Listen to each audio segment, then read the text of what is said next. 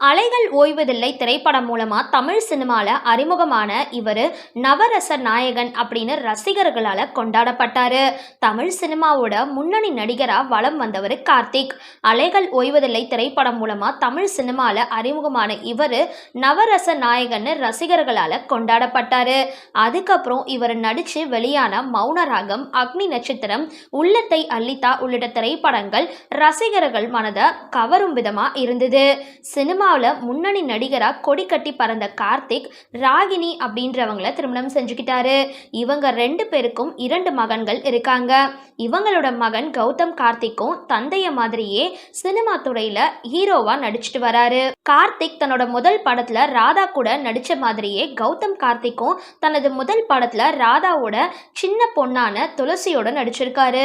இந்த நிலையில நடிகர் கார்த்திக் தன்னோட முதல் மனைவியோட சகோதரியான ரதி அப்படின்றவங்கள 2ஆவதா திருமணம் செஞ்சுக்கிட்டாரு. தற்பொழுது நடிகர் கார்த்திக்கோட குடும்ப புகைப்படங்கள் இணையதளத்துல வைரல் ஆகிட்டு வருது.